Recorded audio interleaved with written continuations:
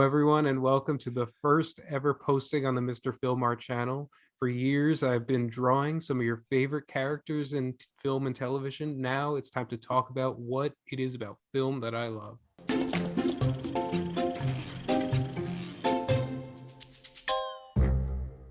All right, the best way I figured to start the channel was actually to go over my top 10 favorite films of 2021. Somehow the year has ended and it's time to review a little bit. And with me in this honored occasion that Josh and I obsess over yearly is my co-host and friend, Josh Paige. Thank you, Stephen. Thank you for a marvelous introduction.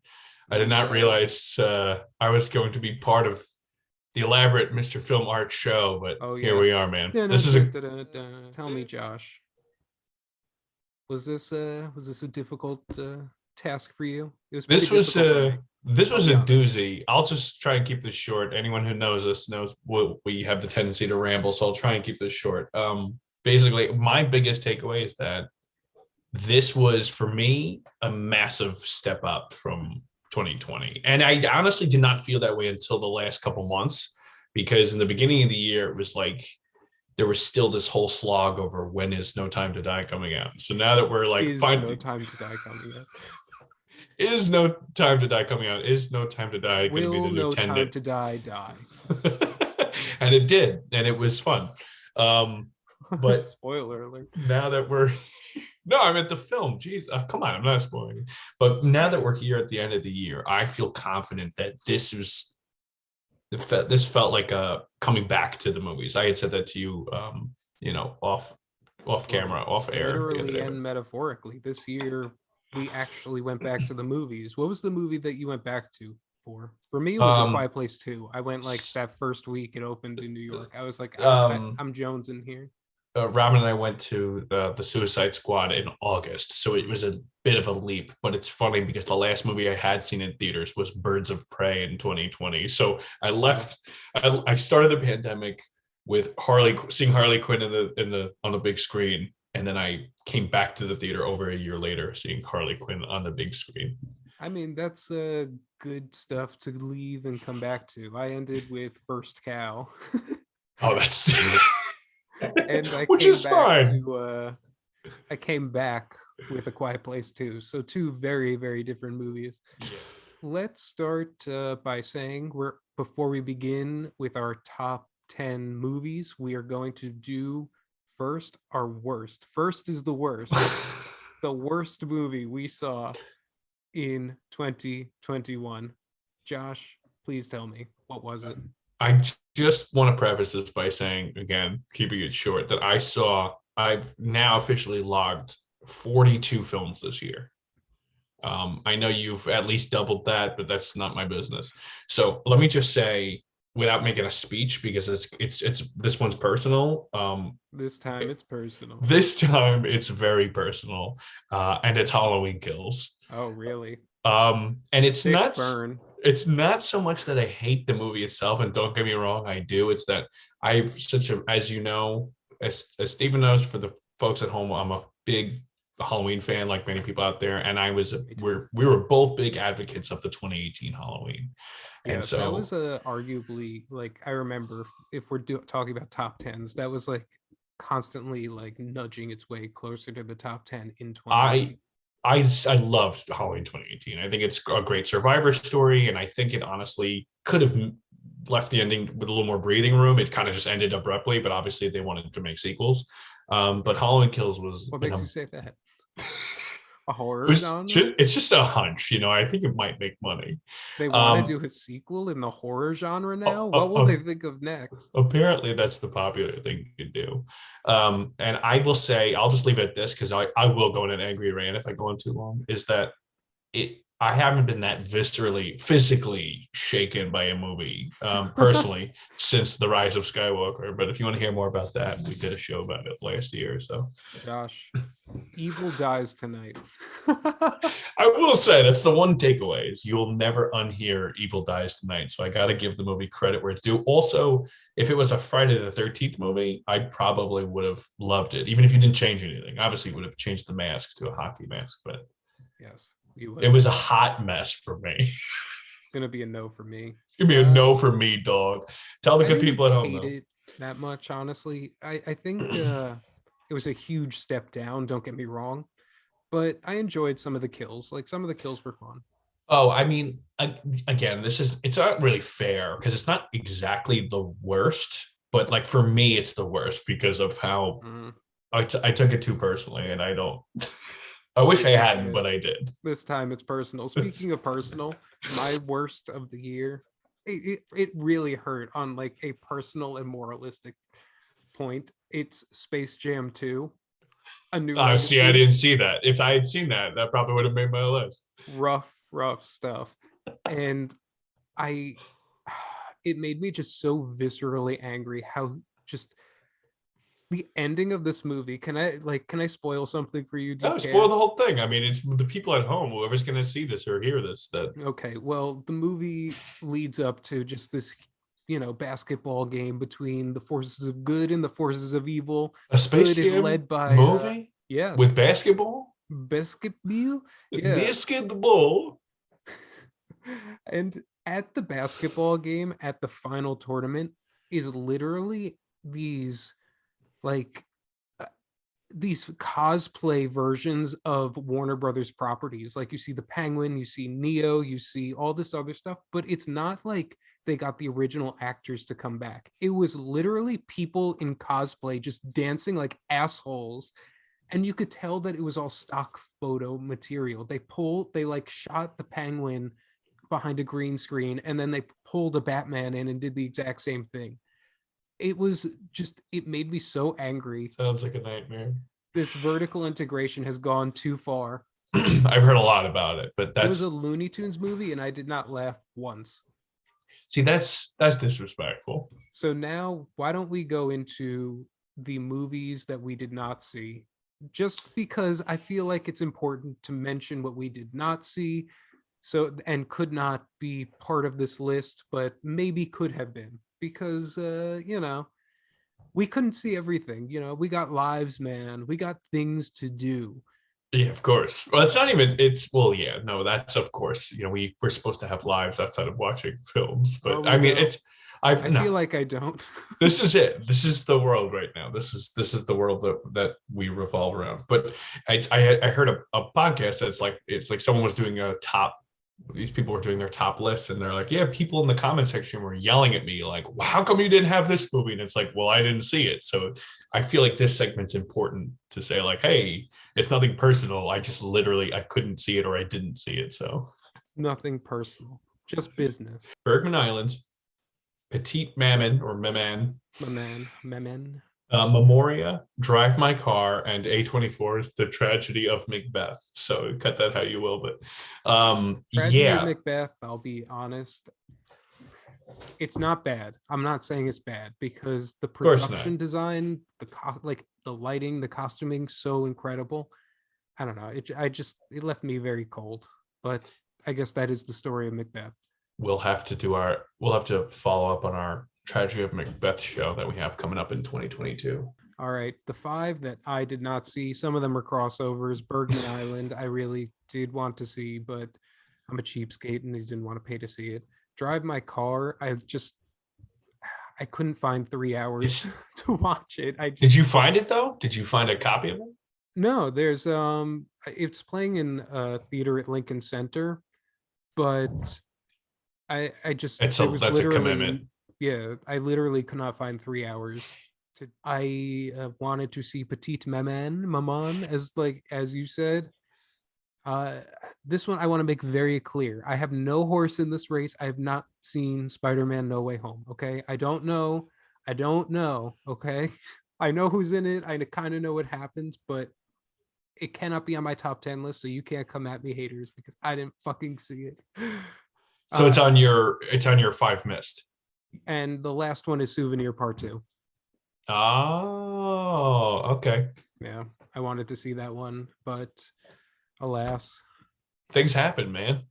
those are the five that I wanted to see. So now, why don't we jump into the list? Let's start with five movies that we both saw but didn't quite make the list. Honorable mention. 5 honorable mentions. This is good. This was another tough call. Like there were to go back a little conversation or two. This was a good year for movies. Yeah. But it just made me very angry because it felt like none of the good movies hit until like Oh, it was so late. Thanksgiving season. It And was like, it was literally. I mean, I have a history of, as you know, catching up late, but it was literally just these last 2 months. I'm like, hey, there's this movie, there's that movie, and so all of a sudden it hit me at once. But this was tough. this was tough. So Um, why don't you give us your 5 honorable mentions? Go for it. Eagles Get Back. I just want to say this was in my top 5, and then it jumped to like my top 20. I'm not going to talk about it. It's a good one. No, it's all right. 15, Beatles Get Back. 14, Candyman. Don't say 13. it anymore. Yeah, Okay, we only have 4 more times. 13, Zola. good one. Oh, these next 2 hurt. 12, Tick Tick Boom. Mm. I ended up being a much bigger fan than I thought I'd be. But It was really good. I have a heart for It's not on either musicals. one of my lists, but it was great. It's okay. I loved it, and the one that hurt the most was The Suicide Squad by James Gunn. Oh wow. Was in my top 10 this morning, and it is now not. So Wow. it hurts. It's a I was a big fan of that one. Yeah, we'll get to that later, maybe. Again, this stuff hurts. I named ones that it really hurts, all of them. So I want to shout out Flea, great documentary animated. That was Foreign that was film. great. It was Yeah. great. That one really hurt. Last Night in Soho, I really did like that. I wanted to just shout it out. It's just so 'cause, good. Like, I'm really shouting out movies that are smaller right now and like deserve more. Like Respect. Like Mass. Mass was great. It really was intense and just emotional. That's on your list for honorable. Yeah. Pig is also on my honorable mentions. That was a really tough cut. That was a really tough cut. That may show up later. I don't know. I mean, Yeah. And the other one is Violet, which was another tough cut. And just was felt Violet? like that's the Olivia Munn movie. Oh, I heard that was good. It was good. I was actually shocked how good she was. No offense. I know she is a great actress and like she proves it in this movie. And the way that they just show anxiety in that movie is exceptionally done. But we're not here to harp on those movies. We are here. Let's pour one out. Let's pour one out for the ones that didn't make the list. I'm not going to pour this out right now, but yeah, it's a big loss. So we'll move on. So I think it's time to do the big list here. All right. So I foresee crossover based on the conversations you and I have had the last couple months, really, about all this. But we'll see what happens. We'll see what happens. We'll let fate. Yes. Go on. We'll let fate decide. At 10, I have Shiva Baby. Okay. You mentioned anxiety. Nothing. There's anything wrong with that. It's just a very Jewish movie. Maybe we'll talk about it later. You mentioned. Okay. So yeah, it's you mentioned anxiety, and I was very uncomfortable. And the movie's super short, like way shorter than I thought. There's an hour and 18 minutes. And the whole time I'm like, get me out of this room. And that's the whole point. Like they really did their job well with the tension. My number 9 is Lamb. From the moment I saw the trailer, I was like, this is gonna be special. I think there's some deep commentary between the man versus nature bit, and the ending is great. But as I said to you when I first watched it, very deliberately paced. Many people will not enjoy this movie, and I respect that. I don't think that the slow pacing of that movie is really the biggest entry point barrier. Well, I mean, it's marketed as a horror movie when it's really more just a family drama that happens to have a little sheep human hybrid in the film. So weird, and it kept the tension and it kept me on my toes because I knew there was something bigger along the way. Pots were literally boiling in this movie. Talk about slow burn. Talk about a slow burn. Like could put people to sleep, slow burn. So I was a big fan, and it was rewarding because I just, when it got to the ending, I was like, you gotta be kidding me. And then so anyway, so and then so that's my number 9, and then my number 8, I have Bo Burnham's Inside. Um, That I, is my number 10. So really, yeah. I'll let So you you take it away talk in a about sec. it and then I'll talk about it. No, what I was gonna say is my biggest the biggest applause I can give to Inside is that it single-handedly captures, again, with it's just it's I blame the pandemic, but I just these last 2 years have been just showcasing anxiety, and Inside somehow represents what it was like to be in quarantine, and Mhm. the anxiety and depression and self-berating like emptiness that comes from being isolated by yourself. And he did that through song, and he was very fun and funny, and he's making fun of all things between white women's Instagram and Jeff Bezos. And so for it to end the way it did, with him just coming out about his depression and stuff, like, it so captured in the hour and a half runtime what so I feel so many people have been trying to say about their own anxieties. And so, like, the fact that he did that through quote, as he said, healing the world through comedy, it's admirable. So I really have nothing else to say. I did not expect it to get to that level for me, so it had to make my top. Yeah. This Netflix special actually made me feel really terrible about myself. Like Bo Burnham utilized his quarantine time so much better than I did. Oh my god. Like, In all hon- incredibly. oh, 100%. But in all honesty, like this was so cathartic. Like I needed this to give me closure on the quarantine times of the pandemic. I know the pandemic is not over. I'm not claiming it's over, but the quarantine section of the pandemic was like capped off with this. It was perfect, and the way it captured it was perfect. So for those of you who are like unfamiliar with this Bo Burnham special, it's literally him trapped in a room while he's singing and losing his mind. But he does it in such like a raw, unapologetic, and poignant way that he just knocks the And he ball did way it out of the all park. himself. All it says right in the beginning: shot, edited, and produced by Bo Yeah. Burnham. Like, And like for those who watched Don't Look Up and thought like satire was dead, like I implore you to watch this movie. You know, Burnham is like precisely cutting through the culture and like the problems facing today. Specifically like Welcome to the Internet. Like that can only be described as like a Disney villain song if they like tried to personify the internet. that's a great way of putting it. The balance between the comedy and, like, almost not quite horror, existential horror maybe, but There's a definite existential crisis going on in this like I movie, which was I like, appreciated.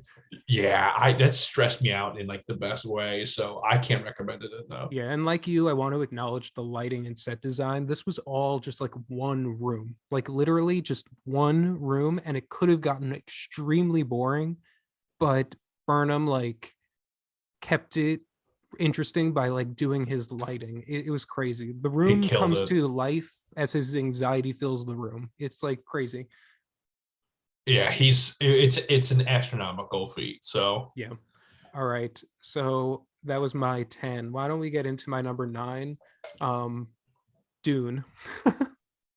I I couldn't leave it off the list. I just couldn't. I couldn't You know, either. it's like I'd been back to the theaters before Dune, but like seeing something as ambitious as this on the IMAX screen really felt like a return. Like with the Absolutely. world of sci-fi and fantasy like moving to television, a la Wheel of Time, The Fortune, Lord of the Rings, and like even Star Wars, let's be real, like, you know, Book of Boba Fett's there, Mandalorian's there, all this stuff is moving there. But Denis Villeneuve, like, he achieved something crazy. In 2.5 hours, he built just not a world, but like a galaxy. Like every minor detail is just like so enriched in decadence. The ships, the planets, even something as like minuscule as like the murals on the wall, they all like tell a story. The cast, like Timothy Chalamet, he was pretty good. Oscar Isaac crushing it. Jason Momoa probably being the only person on set having fun, quite honestly. Yeah, I'm way more fun than anyone else. Rebecca Ferguson, Dave Batista, and like Stellan Skarsgård, my guy. Like you are like the most disgusting villain since like Jabba the Hutt. That's a great way of putting it. Yeah. He's basically a slug. Yo, he is. He's Yeah, gross. yeah. Keep But going. I don't know about Zendaya. I'll like this isn't a slight on Zendaya. I like Zendaya very much. She's crushing it this year. Not just this Spider-Man, but like Malcolm and Marie was like she was great in that movie. I don't care what I the haters heard. say. But this movie felt like a music video made for her. Like every shot of her was just like she didn't speak a lot in this movie. It was just like every shot of her, if you were to put like a pop love song behind it, it would make so much sense. Most of her appeared in dreams. So most of her appearances were dream Yeah. sequences. So And where she like didn't speak. I get it. You know, they're building for Dune 2, which I'm very much looking forward to. All right, now my number 8. This is going to be a wild one. Uh Benedetta. I did it. I had to. On my Letterboxd review, I Get reappropriated the line from Mel Brooks's The Producers to describe Benedetta. It was shocking, outrageous, insulting, and I loved every minute of it. No, I'm not even gonna. It's not on my list. Although I was tempted. I was even tempted to put it near honorable mention. I It could. was I'm gonna just let you have so the floor. wild. It was so wild. Like from the outset, it should be noted that Paul Verhoeven. Verhoeven, thank you, captures like what he's capturing is not for everyone. Like this is not a film for everyone by any stretch of the imagination. You're This is telling like a me. direct, yeah, what? You're telling me that a Catholic lesbian nun film It's not for about everyone. that plays with themes of stigmata and blasphemy That's and going right to Disney Plus, I tell you. come on, man. That's a holiday favorite for everyone. It's a Oh future yeah. classic. This is like a direct assault on the Catholic Church and its so-called quote unquote morality.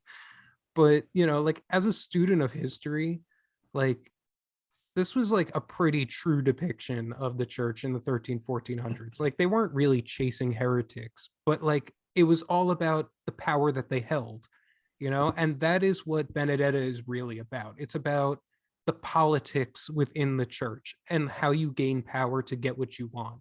And sure, the lead character, Benedetta, like uses Sexuality. her connection with Jesus, That's what I meant. her superhero Jesus. Who rides on a She horse used and draws a sword and he you cuts know some snakes. cuts. It's pretty sweet. Yeah, it's wild. But like what's most astounding to me is like this movie's lack of a backlash. Like compared to Last Temptation of Christ, this is so much more like blasphemous. And maybe it's because of Verhoeven's reputation. Like this is the guy who made like Flashdance, Basic Instinct, and L. But either way, like Benedetta goes for it, and I went along for the ride. It was pretty good. They swung for the fences. It really did, and I They respect were. that. I was. That's what I said too when I watched it. I was like, you know what? Like, I guess it's like this Italian, whatever Catholic story, but like French. they're speaking in French, and we get everything between very lesbian, nun scenes, but also like just the amount of chaos and destruction. And like, I think what you said, we'll save this for our Benedetta podcast. We have one coming out in 2022, is that the politics, I think, is far and away the most interesting thing because the movie's apparently loosely based on a true story, obviously very loosely, Very, but, very loosely. but the fact that like, if you could be a fly in the wall during this time, and if something so extreme were to happen, where a lesbian nun happens to be, having, showing signs of stigmata, and then is it real or not? Like, you imagine, like, it's not that unrealistic that the city would tear itself apart. You know what I mean? So it's not. But that's not. another point it's making. You know, like beware the false prophet. You know, like It's such a conversation piece. it is, and I just realized between Dune and Benedetta, I had Charlotte Rampling on 2 back-to-back movies. She My crushed this man. year. She was superior, Mother She was really Superior good. in Dune. She was great. That's a solid and bold pick. It is very bold, but I loved it. I really did. All right, Josh, tell me, Respect. what is your 7 and 6? All right, so won't harp on it too long since you've had the floor. But my 7 is Dune. Really, what you said and what it boils down to is that I think as moviegoers, for me, in my perspective, with all due respect, is that I feel like this you can't not have this on the list, even if you didn't like it. And I'm not saying that goes for everybody. It's not everyone's cup of tea. And the hardest pill for me to swallow with Dune, and I said this to you off air, is that like when I watched is that I felt like this was a 2-year buildup, and I couldn't help but feel slightly disappointed, not in the movie itself, but because like I was not ready for it to be what it was. It didn't have people didn't know it was part one until leading up to it. Some people didn't know it was a part one until they were watching the actual movie. Some people didn't know it was a part one until they left the theater, looked it up online, and went, "Wait." My number 6, your disrespectful honorable mention, was Nicolas Cage in Pig. So you have a lamb and you have a pig on your top 10 list. I'm trying to get the whole barnyard for my top 10. With Pig, what swept me off my feet, so to speak, is that it was not just so unexpectedly compelling, but it was another reminder that Nicolas Cage, when he tries and he's given a good script, is genuinely a remarkable actor. And I mean that completely. I mean that entirely sincerely.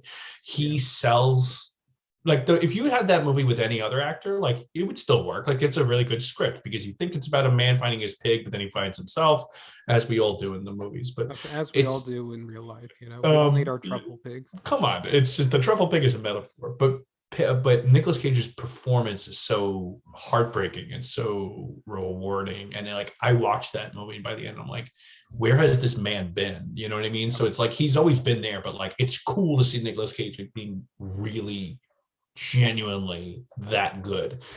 So I can't recommend it enough. The only reason I kept it off was because there's one scene in the movie that is so good, and I'm just like, am I rewarding just that one scene for the entire movie? Like, I think I know the one you're talking about. It's the scene where Nick Cage confronts someone in a restaurant, not in a physical way, but like, I know exactly what you mean. Emotionally beats the shit out of this guy. And it's great because I feel like any standard movie would have taken that scene in a different direction. Maybe if like someone broke out in a fight, or if like it just got cartoonishly argumentative, but like, I know exactly what scene you're talking about. But that scene to me is what makes Nicolas Cage's performance so great, because he's surmising it right there. Like, none of it is real. This whole movie is about stripping artifice and cutting through the bullshit and like get to what really makes you happy and what is real. And there's like, so much. I feel like Nick Cage really just wants to make movies like this, but he can't afford not to do bigger movies. Did you see the trailer for his upcoming movie where he plays himself? No, but I've read about it. I really want to see it. It's wild. I'm actually very much looking forward to the movie. All right. My number 7 is a hero. Director Afghan Farhadi. I apologize if I'm mispronouncing the name. Oh, for the folks who know us, another name. We're not great at pronouncing. Yeah. But anyone who's seen A Separation or The Salesman knows that like what Farhadi does is like human alchemy. Like, he holds up a microscope to every decision every character makes, and like through that microscope is like a laser beam that sizzles what's beneath it, like a little ant, because everything just unravels. The film's themes can literally be surmised in "No good deed goes unpunished," and it's brutal and just so complicated. It just like reminds you that like good and bad decisions are artificial constructs. Life sits somewhere in the gray. Like, there is no good and there is no bad. There is more gray. As you know, those are my favorite kinds of movies. It also, like, I'm going to shout out the lead actor, even if I really mispronounce your name, I apologize. Yeah. Amir Jahadi, but he plays someone will correct you if you're someone wrong. will definitely correct me, but he plays Rahim and he's brilliant. So are his co-stars, don't get me wrong, but him, and I don't have the actor who plays his son's name in front of me, but he was incredible. He like plays insecure and strong simultaneously. Is it streaming anywhere? Because I haven't seen that one. It'll be streaming next month on Amazon. You've given it a good sell. Yes. Number 6, one of your honorable mentions, which was so shamelessly, carelessly thrown away. The Suicide Squad. Yeah. While not as character driven as a hero, I'll admit it. Still extremely character driven. The Suicide Squad was certainly more joyful. From beginning to end, I could not stop laughing. Like, it's so funny. To be completely honest, like, I have Marvel fatigue. Like, really? I haven't seen Hawkeye. I haven't seen the new Spider-Man movie. but their safety valve is suffocating me. The fact that no one can die, the fact that like no one can curse, no blood can be seen, like it's suffocating me. I feel suffocated in your universe, Marvel. And this was James Gunn unleashed. This was Oh him my going back God. to his Slither and Super days. Like It's gory and brutal yeah, and mean spirited. And I'll let you take it his because I am not. sadistic side is like let to fly free. Like this makes for like a more unremorseful, irreverent, brutal good time. Like 10 minutes into the movie, and you have no idea who is going to make it out alive in this movie. It's wild. Minus Margot Robbie. She's obviously going to make it out okay. They need to keep making those Birds of Prey movies. And she's killing it. So, why not? Yeah. And Um, like, I also want to shout out like the other actors. Idris Elba, great. John Cena, like this is probably the best I've ever seen from him. oh, he's so good. Yeah, Joel Kinnaman as Rick Flag. What's his name? I don't remember. I don't know the actor's name. David, the David polka dot man. Dasmal. I can't Des pronounce that. Desmalden, I think it is, or Yeah, Desmalson. and huge shout out to Sylvester Stallone as King Shark. Like Oh, this he was character so stole the good. show for me. And the rat catcher too. She was also the whole ensemble just works, and I think that's the movie's strength because Gunn's writing and the ensemble mixed. It doesn't matter how silly the story gets because it ends with well. By the time you get to the end, you're like, "Am I really watching this movie right now?" Like, if you're to turn, if someone were to walk in at the end of that movie, you're like, One more actor who needs to be shouted out for being like the worst person ever is Viola Davis playing Amanda Waller. Truly the most repugnant person. Such a cold woman, and I love it. just a testament to her acting. Let's go into number 5. Tell me, Josh, what is your number 5? I just want to preface, as I've done in the past, these next movies are not necessarily all interchangeable, but like some of these are neck and neck. So like I just need to say, like, for anyone out there who understands even a fragment of what it's like to like lose sleep over like your placement of your top 10 rankings of movies, you're not alone. So like We hear you. we hear you. We're here for you. We're here for you, and we're the ones who suffer from this, whatever mental illness you want to call it. So let me just jump into it. Titan, or as the country would refer to as Titan, I heard it's called. I don't speak French. Well, I don't speak Spanish. This was actually a number 2 for me until recently. Wow. This Want to so talk about bold choices here? yeah, this is my bold card. I think we each get a real bold card. Although I'm gonna have one that I won't spoil, but from the director of Raw, which Stephen and I are both, for the folks home, Stephen and I are very big fans of the cannibal movie Raw. I will say Raw, I think I like it a little better. I think the character development's a little more not fleshed out. That's a good pun intended. Oh, I see what you did there. Raw has a little more bite to it, no pun intended. Wow, I'm on a roll tonight. Jeez. But Titan or Titan or however you want to say, I never lie. As my nose starts growing while I'm talking. But the thing about that completely, so with this director, Julia, I don't know how to pronounce her. I'm not even going to try. So the director, she's been known to say that she wants to make movies that are absolutely disturbing. They disturb you to the core. So it's not like she's going for horror, she's going for disturbing. And this is with Raw, now Titan or Titan, it goes for it. But what without getting too deep into it, is what's a really twisted story about a woman on the run, I'll say without spoiling, with a very strange secret, ends up being a very human movie. Several big secrets. What I'll just say, and I'll leave it at this, is that I was floored by how human it felt, despite how mechanical. For a film that plays with such non-human elements, that plays with such mechanics. You really follow this relationship between two characters that really kind of stole my heart, so to speak. And I did not expect that from a movie from this director who did a cannibal college movie a couple of years earlier. And I'm not writing that off. I mean, I love Raw. I think it was I think it think was in that my top. Rob was just like so much more concise. This Well, movie kind of felt all over the place. yeah, it's not, it doesn't work for everyone. It's definitely appearing on a lot of top 10 lists. A lot of people out there, like, it didn't really work for me. And this definitely won't work for a lot of people. It's definitely probably the outright strangest movie I've seen this year. I think. Um, Lamb was pretty strange too. dude, Lamb. The fact that I have Lamb Lamb was and wild. the fact that I have Lamb and Titan on this list says everything you need to know about me as a film person. So I'm just gonna leave it at that. That's my 5. Titan. I'm Okay. sticking with it. Sticking my guns. My number 5, and I know this will be on your list later, but like you said, this was hard times here. My number 5 was Red Rocket. My man. Yeah. This film has the reputation of being like the MAGA porn star movie, which I think is a great oversimplification of what it actually is. Like, no character pledges their allegiance to Trump. Instead, what Sean Baker does is he offers an exploration into bullshit. Like, from the moment Mikey Saber, Simon Rex, opens his mouth, the bullshit just like doesn't stop. Like, not for 1 second. It's And wild. yeah. And like all the characters in the film, like you eat up his bullshit until you don't. This performance like can't be understated.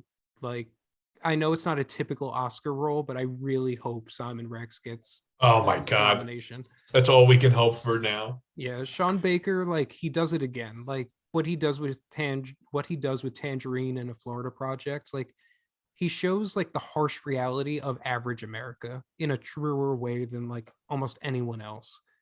Like he captures the beauty in something like as horrifying as like smokestacks. It's incredible. Yeah. I also should note this is not going to be a movie for everyone. Just it's brash, unrepentant, and completely bonkers.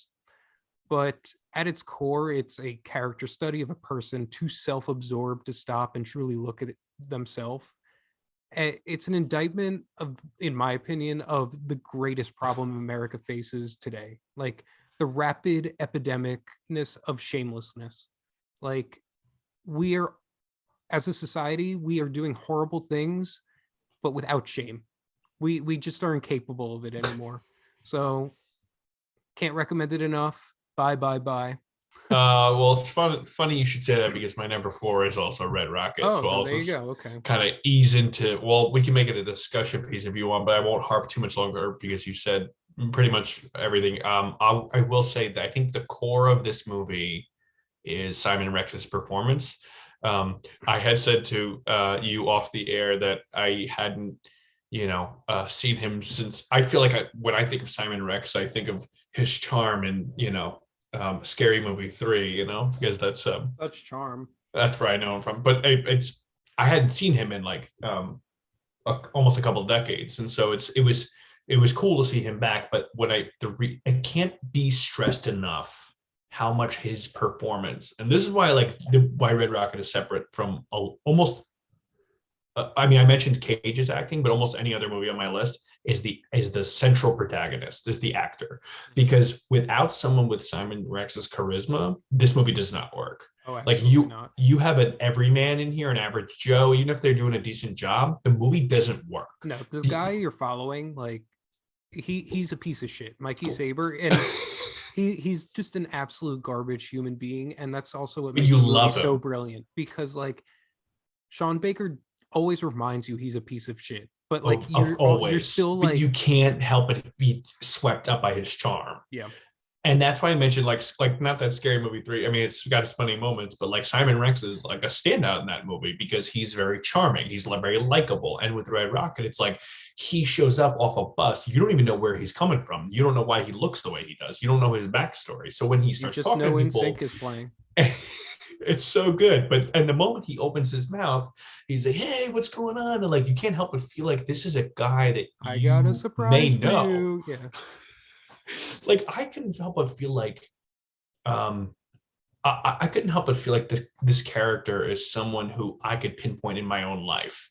Like even if it's not a specific not. person, like I'm thinking like, but I mean like that personality trait of like, I know you're bullshitting me, but like I can't help but be like buy into your charm and personality. And so Yeah. like the way I described it to you is I said it's a very, I don't remember the negative word I used, but it's like this is a very, it's not a very like, it doesn't, you don't feel good watching this movie. It almost feels like you need a No, shower after. absolutely It's not. very, it's a very like kind of gross, very despicable kind of movie, but yet there's a heart to it because when Simon Rex is interacting with the other characters, you believe it, and therefore that's Sean Baker's magic because he's making you fall for a character who is inherently a terrible character. I'll Which get into my number four now, and it's funny you brought up Uncut Gems because my number four is Shiva Baby. It made it oh, high that high up.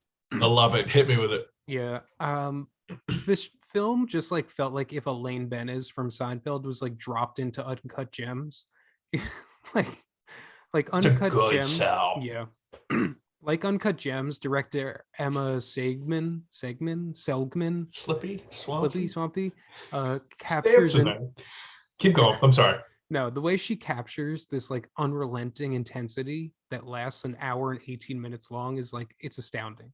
Like two-thirds of the way through this movie, you think that the characters have like hit rock bottom, only for them to be like, nope, you can go lower. The bar is not done. The bar is still sinking.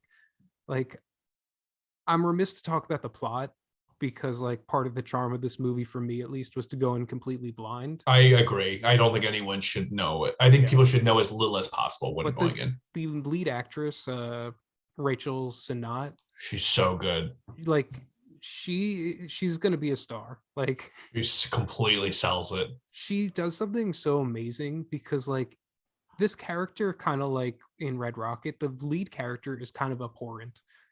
Yet like Sanat keeps her vulnerable enough that you still empathize with her.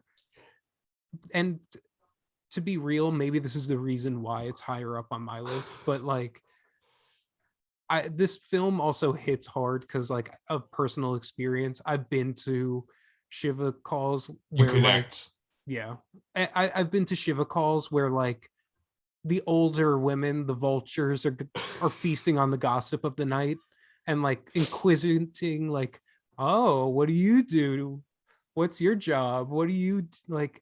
I can't. It, it's almost like it felt like, you could correct me if I'm wrong, but it felt like if My Big Fat Greek Wedding was like staged in that way, but like for like maybe one scene with those characters, but like almost as a horror movie. Like you're trapping all these stereotypical family ties together, but you're literally like claustrophobic. You're literally in one enclosed space and everyone is judgmental, has opinions, everyone is gossiping, everyone's talking, everyone wants to know everyone's business.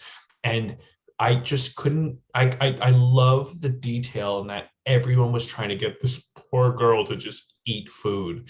And so like Eat, yeah. she's constantly got a plate of food. And even when people would look at her, she's shoving food in her mouth, even if she spits it back out. And like that kind of attention to detail is I've been there. admirable. I've been there. My number three is Paul Thomas Anderson's Licorice Pizza. Okay. I'm gonna try and not like, because this is a show, right? This is for other people. I will say for the people at home, Steven and I just spoke about this film last night. Yeah, I think it was yesterday. Within the last 48, I think it has been 24 hours that I watched this movie and I was like, and I, without reiterating, because it's not that interesting, but basically I went from thinking this is a bottom tier Paul Thomas Anderson film, which I don't look. I'm not. We're going to save it for a Paul Thomas Anderson show. It's coming in 2023. But basically, if we make it that far, that That's the even spirit. bottom tier Paul Thomas Anderson is still top tier most movies, right? So like that was my initial thought, and then after discussing it with Steven, I was like, I you know talked him what? off the ledge, everyone. This is actually, there's so, you know what it is, and it's the, and I can't, if I talk, I'm assuming it's got to be somewhere on your list, but I'm not. But basically, We'll talk about it more extensively. All right, so I'll keep it quick. So basically, what wrapped me up in this movie so much is the nostalgia and how much it did its job in making me feel like I was just a fly in the wall in the 1970s. Because part of my beef initially is like I'm following these kids around in the 1970s and like nothing is really happening, and yet that's like Paul Thomas Anderson's like best like that's his ace in the hole. Like when because he'll take situations where things aren't happening, but because of the dialogue and because of the characters just acting the way they do, the way he directs, I can't even really put it into words. There's a charm to it that almost no other filmmaker working today can capture. And so like by the end of this movie, I'm like, this was whimsical. It literally felt like I went to a time machine. And so it's like I almost needed to just give it time. It's really not so much that I didn't like it at first. It's that I did not give it enough time and clearly did not have an open discussion with someone about it. I was completely charmed. I was swept off my feet. We'll talk about it in a little bit. Yep. Okay. That's my Let me go into my number 3, which is The Worst Person in the World. Oof. This Norwegian film, like quite simply, like took my breath away. Like a large part of that comes from the director Joachim Trier. I hope I'm pronouncing that right, and I'm about to like butcher the lead actress, Renata. She killed it. Yeah, whatever her last name is, I apologize. I'm really terrible at last names. Maybe I'm projecting like my millennial feelings onto this movie, but I felt like this was an indictment and like a brilliant character study of the millennial generation. Like Julie is around the same age as me and trying to find her way in the world. So like I kind of connected to her on that level. But like because she's my age, like millennials are seen as this monolith, but they're really not, because there are two forms of millennials. You know, there's the ones that were born without cell phones and the ones that were born with cell phones. And like this movie captures the person right in the middle, which is where I am. You know, like where she has to like kind of literally and metaphorically date someone in who's touching both worlds. You know, you have the older and the younger in here, but you know, slight spoiler warning, like she finds her own way. This film asks what's wrong and what's right, and more importantly, like what's human, which is the word I use to describe this movie more than anything. Human. It's very human. I think that without harping too much, I think that that movie's biggest power play is the kind of ambiguity between someone who's on the brink of either settling down or making a decision to like keep thriving like in the dating world. Because like I think like that's the most relatable aspect, male or female or like whatever. Like I know there's a lot of, I'm seeing from reviews like a lot of women are identifying with the main character, but like I just think the most compelling thing about that movie is the fear of, am I making the right choice by being with this person? And like that's a very like not only a relatable but a very complicated subject, because like I've been in like kind of long-term relationships where I'm like I've had to question it, where I'm like, is this right? And then you all of a sudden you flirt with someone, like even if it feels like on accident, like you almost like you step into a conversation, you're like, wait a minute, my life could be totally different if I'm with someone else. And the Worst Person in the World plays with that notion better than almost any movie I've seen in a long time. Yeah. It plays with the idea of like, is being selfish, like, does that make me a bad person for wanting what I want? Because you shouldn't And identify. do I even know what I want? Like, that's really the better question. Like, who really knows what they want? There's a scene in this movie where a character is confronted and it's like,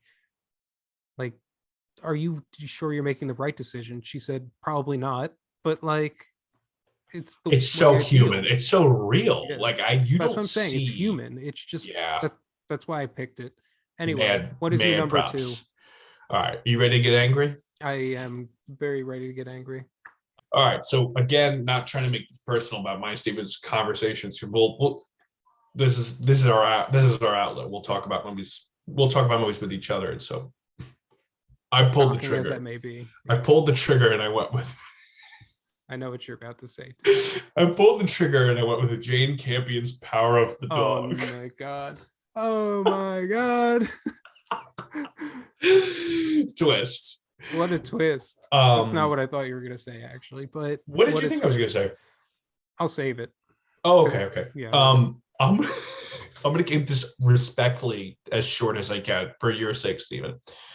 This is a movie that just want to fucking make a rope. Go ahead, make a rope. This is a movie that's going to not only divide people, But when this movie, I'm predicting, based off of really, you've helped guide me to know more about what I can expect from Oscars. Not that they matter, but like it's like this movie's not only going to divide people, but it's going to champion so many awards. I see it. Like I just see it just like being nominated for a bunch of stuff. And the people, I would say the common moviegoer who watches it's gonna be like, are you serious right now? Because a 2+ hour, 2.5 hour, you talk about Oh my God. slow burn I've Western seen Benedict paint Cumberbatch. dry faster. No, I mentioned Simon Rex holding it down for Red Rocket. You couldn't have that movie without Simon Rex. And I'm not going to say Power of the Dog couldn't work without Benedict Cumberbatch. You just need a strong character who's kind of a cowboy asshole, whatever if you want to like write it off that quickly. But that movie's, it's just like it's almost a testament to like patience because like I will say Johnny Greenwood's That's it, guys. If score. you want to test for your patience, But like, but my what I've realized as I've gotten older, and I don't know if this is an appealing factor, but like I enjoy tension and I don't mind slow burn or people want to call it boring in a film if it pays off. And what you had said to me yesterday, and I really think it rings true, is that it's going to boil down to the movie's ending. And like you had said, famously yesterday, that by that time at the end, you just couldn't be invested. You couldn't care. I was checked Like out by the end. like the movie, like when it's not just like slow burn, like so little actually happens in this movie. Like, and but it's about the relationships. And what I was going to say about the lead is that Benedict Cumberbatch holds it down. And by the time he gets to the end, I did a 180 because I watched this movie and I was like, yo, this is straight up not good.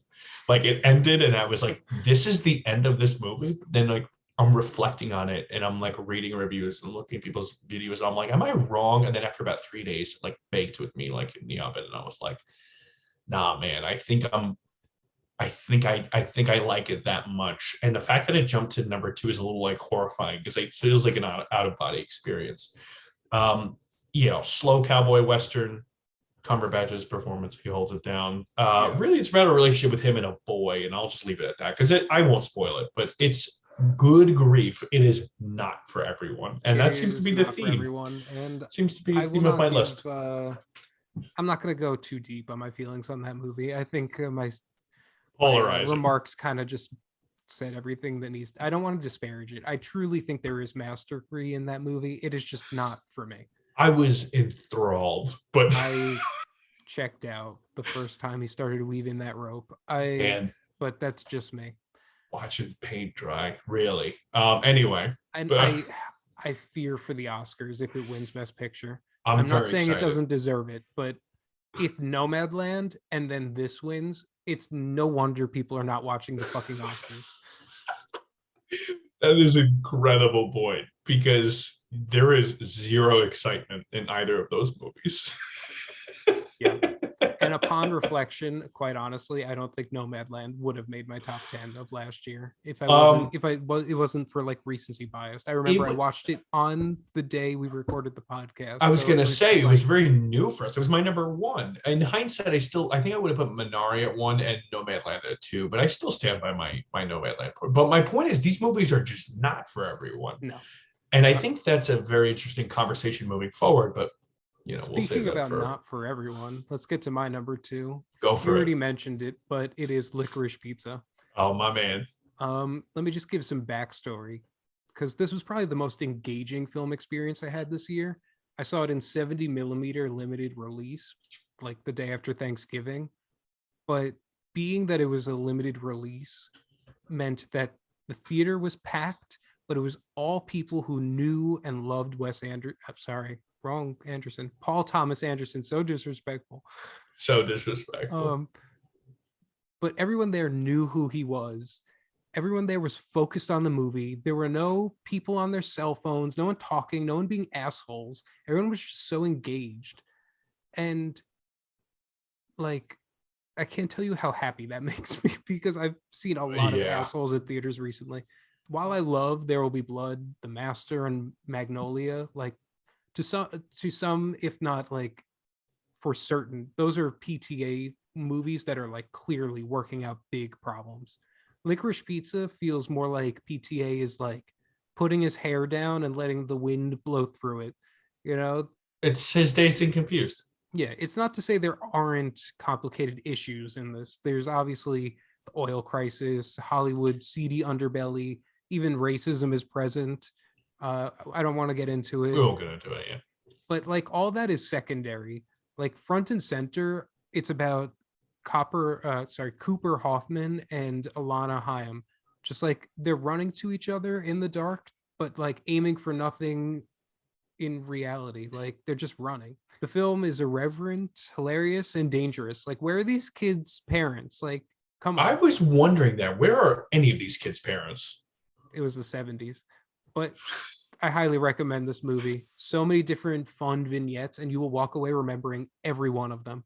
It's what well that's what and I don't want to repeat, but I just want to harp on the conversation we had yesterday. Is like I'm sitting here like thinking like this is good, but it's not like PTA like level great. And all of a sudden, like as we're discussing the different scenes between Bradley Cooper's bit and Sean Penn's bit, I'm like, there is so much going on, but it BB from feels like Frasier back being an agent. that's a good callback. So good. But it made me realize that like even when things weren't happening, like that's the whole thing. Like you're just raveled up in this unraveled, but in this world where it's just like there is a lot going on, but it just doesn't feel like a plot. It doesn't feel like a normal movie. And that's ultimately its charm, you know? Yeah, I love it. So let's get into our number ones. And I'm starting to think we might have our well, I think we have the same number one. Here. Real quick though, hold on. What did you think my number two was going to be? I thought you were going to put your number one at your number two spot because you said I was going to get angry. Oh no, so we probably have the same number one movie. Number one. Why don't you tell them what it is? It's The Green Knight. Yep. Right. Oh, this is great. Oh, so safe. So safe. So this is insane.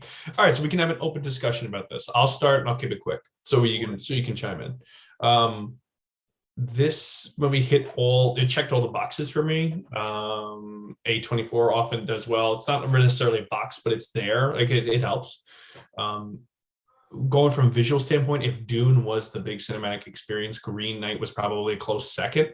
It didn't do what Dune did, but like the color palette and the visuals alone. And if I'm not mistaken, it was an extremely low budget movie. It's $15 million budget. Which is awesome. And the Green Knight, Sir Gawain, Garwin. And the Green Knight. They pronounce it different ways throughout the movie because no one knows how to pronounce it. Right. But that story, the book I had read right before I saw the movie, it was actually something that apparently my school did and read in high school. I had not read it, but I knew that they were like, that was like a reading that they did. And so watching this is like everything about it, like, again, checking all the boxes. It's a mythical, fantasy folk tale, but like the story of like what it means to be a knight and nobility and how they flip it from the book. Because in the book, and this isn't a spoiler, but like Sir Gawain, or played by Dev Patel, like in the book, like the character like goes on these quests and more or less like he completes the quests and it's like, hey, I have to do task A and I complete it, to task B, complete it. And then I actually read the poem. It's not that long. No. And what you're saying is true. The movie kind of makes it better. Yes, in the same way. That's what I was getting towards. Yeah, because in the movie, slight spoiler, but the lead character Garwin, like he fails every task. This guy fails everything until he doesn't, And I think that's the strength. Yeah, this movie kind of felt like The Last Jedi to me. I'll take a moment and let all the haters leave or start clicking on the keyboard, but it felt like The Last Jedi to me, where like the idea of subverting the hero's journey right now for me is a lot more interesting than the classic tropes. Like there's not a single sword fight in this movie. Like swords do not clash once, and I wouldn't have it any other way. Like it still feels like an epic. Yeah, this movie kind of felt like I love David Lowery. I should throw that off the bat. Like a Ghost Story, yeah, the director of A Ghost Story. He directed A Ghost Story, and this kind of feels similar to A Ghost Story. Like he kind of like it's interesting because what he does is kind of like takes the audience along for the ride in the world of Enigma. Like he can help guide you down a beautifully curated path, but leaves you to interpret what you've seen. Like there's so much room for interpretation in this movie, which I loved. I think the ambiguity was so fundamental because like we were saying, like if it went the beats of if it followed the same beats of the book of the poem, and he was completing his quests and he was like gaining that nobility that he gains in the book, it's like there you almost can't help but like feel like in this day and age, I mean, the poem was written like how many hundreds of years ago, you know what I mean? So it's like, so it's like I feel like in this day and age, like that would have, yeah, it's like one of the world's oldest, like well-known, like famous poems, but like I feel like it would have been a much more boring and much more expected kind of story. So I like that it was just like, you're like, where's he, how's he going to get out of this? Like, how is this going to end? How is it going to happen when he comes face to face with the night? Like, what's where, how, you know what I mean? Like you're constantly struggling because you're like, come on, guy, like you're not this bad. Like you got to be able to have redemption. And that's why the ending, and I won't spoil it because I truly recommend it's for everybody, but it's like where they have this kind of side, they kind of have like this, there's something that happens visually where you're like, is this where the story's going? And all of a sudden takes a hard turn and you're like, I mean, it truly feels like, and I don't even mean this to sound like a cliche, but like it really feels like the kind of like either folktale or fantasy myth that like you just don't see in movies anymore. And I think that's for me is I don't think you've seen it like ever really. That's why I'm saying I brought up The Last Jedi. Like it's very rare we get movies that subvert their genre so heavily because it is a night movie, but it's really not. Right, because like you hear like and especially like the trailers may be misleading. That happens with a lot of A24 movies, but especially something like this, because I can imagine the common moviegoer, this is not condescending, but it's like I can imagine the common moviegoer watching a trailer for The Green Knight and being like, oh cool, this is gonna be like a fantasy mythical quest and it's gonna be filled with action and magic and all stuff. I mean, there's magic and but there's really, like you said, like swords don't clash. Like that's not at all what the movie's about. Like it is not even a little bit about this epicness. It doesn't capture, but and at the same time, it captures the fantasy element that feels missing from so much of movies these days. And so it really, for lack of better words, it captures a magic that I have not seen in a movie in a very long time. And my last comment will be that it's the best Christmas movie I've seen in July in years. It is a Christmas movie for the ages. Best Christmas movie since Die Hard. I agree. That's our lists. We did it. I hope you enjoyed them. I probably should have said this up top, but these are our subjective opinions, not any definite opinion. If you agree, that's great. I'm so happy for you. Cool, same, exactly. If you didn't, then you don't have to be a dick. You could just write your top 10 below. Like I would be happy to read your top 10 and like I think we should. I'm actually very interested. I think we should encourage that. It's just do what other people do with the normal. I don't know how YouTubers work. I know they say like and subscribe, but I'll let you handle that since it's your show. But encourage the people to drop their top 10 in the list because, dude, that's how conversations get started, man. That's how we ended up doing this, you know. Yeah. So I'll be posting more videos like this and maybe some more artsy fartsy stuff later on. This is just the beginning, as Count Dooku likes to say. We're big Star Wars fans. Big Star Wars fans. We're big fans of The Last Jedi. So if you don't want to listen to us anymore, we totally get it. I get it, guys. Because those are the people I don't want commenting. It's fine. They're out there somewhere, though. Anyway, Josh, where can the good people find you?